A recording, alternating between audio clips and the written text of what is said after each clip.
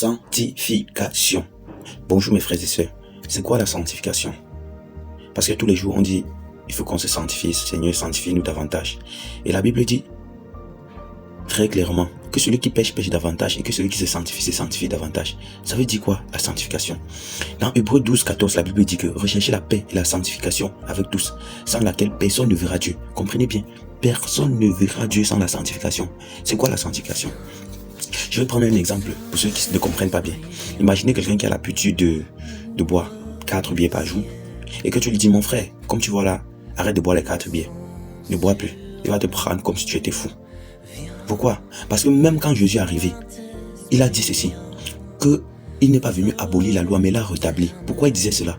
Parce que quand Moïse avait dit œil pour œil, dent pour dent, c'était pour équilibrer les choses. C'est-à-dire, quand un homme venait chez toi, et tu es peut-être, quand je venais chez toi, tu es peut-être ton fils. Tu venais chez moi, tu es seulement toute ma famille. C'était comme ça. Mais Moïse est venu dire œil pour œil, dent pour dent. Ça veut dire, si tu tues une personne chez toi, tu tues une personne chez moi. Et les hommes, par leur sagesse, ont trouvé que c'était équilibré, que c'était juste, que bon, ok, on doit tuer tout le monde là-bas, on doit tuer. Si tu tues une personne, on tue une personne.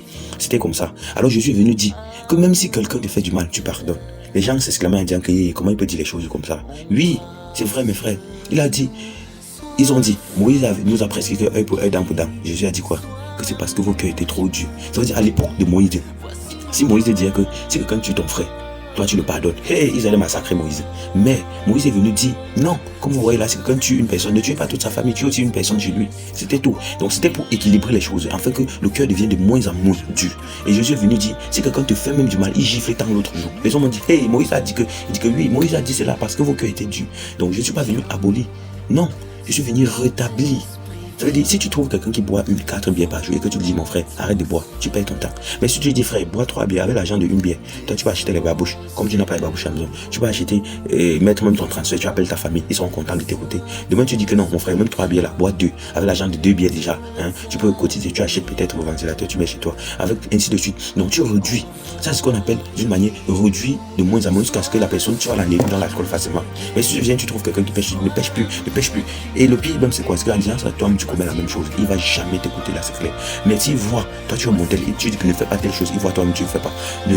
Ne fournit il voit tu ne fais pas. Parce que quoi? Tu te sanctifies davantage. Lui-même il va dire, mais s'il boit 2 bières aujourd'hui, cela, demain il va boire 1 bière. Après il va commencer à boire 1 bière. Après il va me sauter sans boire. Et c'est comme ça que petit à petit, il va se sanctifier davantage. C'est la même chose avec le péché. Donc le péché c'est quoi? C'est que aujourd'hui c'est là, il y a des gens qui vivent tellement dans la débauche, que quand tu regardes leur vie vraiment, tu n'aimerais pas être à la place de Dieu. Parce que si tu étais Dieu une seconde, frère, toi et moi, c'est qu'on a écrasé toute la planète Terre seulement en voyant les péchés qu'on commet. Mais Dieu, il pardonne, lui, il est miséricordieux. Alors il a dit, sanctifie-toi davantage. Ça veut dire, toi, qui chaque jour, tu commets un péché, ou bien peut-être tu as 10 péchés que tu aimes tant. Aujourd'hui, c'est là tu descends en 9 péchés, tu dis Seigneur, toi-même aide-moi encore. Demain, tu descends à 8 péchés, tu descends à un fur et à mesure. Tu vas voir qu'à un moment donné, tu vas te trouver avec 0 péché. Et tu seras une nouvelle personne en Christ. Tu seras renouvelé. Ça, c'est ce qu'on appelle la sanctification. Car dans Proverbe 28, 13, la Bible dit ceci, celui qui cache tes péchés ne prospère point, mais celui qui les avoue et les délaisse obtient miséricorde. Comprenez bien. Quand tu caches tes péchés, tu ne prospères pas. Même si tu dis que Dieu sonde les cœurs, Dieu veut t'écouter, dire Seigneur, comme tu vois là, non, j'aime encore la femme, j'aime encore les adultères, mais donne-moi la force de sortir de ce. Pourquoi? Parce que quand tu lui dis déjà cela, il ne faut pas que tu caches. Parle, ouvre la bouche et confesse cela. Et le moment où tu vas confesser, ça serait très simple. Pourquoi? Parce qu'il va celui qui avoue fait quoi? Il délaisse. Il obtient miséricorde. La miséricorde. En parlant de miséricorde, notre prochaine vidéo, ce sera la miséricorde. C'est quoi la miséricorde? On va voir ça dans une prochaine vidéo. Donc, dans Isaïe 59, il dit, mais ce sont les crimes qui mettent une séparation entre vous et votre Dieu. Ce sont vos péchés qui vous cachent la face et l'empêchent de vous écouter. Comprends bien. Donc c'est ton péché qui cache la face du Seigneur et l'empêche de t'écouter. Pourquoi? Parce que tu ne peux pas dire à Seigneur que Seigneur, comme tu vois là, je ne vous manque pas. Quand j'ai dit qu'on ne pouvait pas être parfait, qu'on pouvait être parfait, c'est vrai. Quand toi, par exemple, si toi tu marches comme Dieu veut et que tu ne te rapproches de rien, frères et sœurs, sans te mentir, si ta vie ne marche pas, c'est-à-dire, si tout ce que ton cœur désire ne vient pas à toi, tu sais quoi, change, redeviens comme tu étais avant. Mais si tu deviens donc juste en Christ et que tu persévères, toi-même tu vas voir. Il vous a dit très simplement que la famille, la nourriture ou bien les vêtements sont les païens qui recherchent ces choses-là premièrement. Mais cherche premièrement loin de ces toutes ces choses te seront données. Pourquoi? Parce qu'il sait qu'on a besoin de ça. Il sait que tu as besoin d'argent. Il sait que tu payes la lumière, que tu payes l'eau, que tu payes tout. Il sait que tu as les factures. Et il doit pouvoir cela. Mais tu ne peux pas être en train de marcher avec Dieu. Tu marches à quoi avec Satan? Non.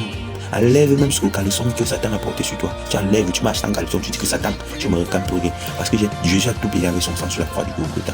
Donc, mes frères, comme je suis en train de vous dire, la sanctification, donc c'est ce processus-là qui nous permet de quitter un niveau de pécheur à un niveau de saint. C'est-à-dire, petit à petit, chaque jour, si hier j'aimais mentir, aujourd'hui je ne mens plus. Et hier j'aimais aussi voler, demain j'arrête de voler. Après demain, petit à petit, on se sanctifie parce que quand on revient vers le Seigneur comme ça, là, on est pur, on est revêtu des robes enflammes. Donc mes frères et sœurs, shalom, que Dieu vous bénisse. Vivons dans le Seigneur. Amen. Ciao. Vous êtes le sel de la terre. Mais si le sel perd sa saveur, avec quoi la lui rendra-t-on? Il ne sert plus qu'à être jeté dehors et foulé aux pieds par les hommes. Vous êtes la lumière du monde. Une ville située sur une montagne ne peut être cachée, et on n'allume pas une lampe pour la mettre sous le boisseau, mais on la met sur le chandelier, et elle éclaire tous ceux qui sont dans la maison.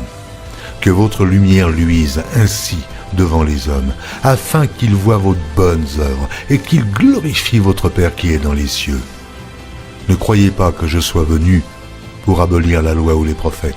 Je suis venu non pour abolir, mais pour accomplir.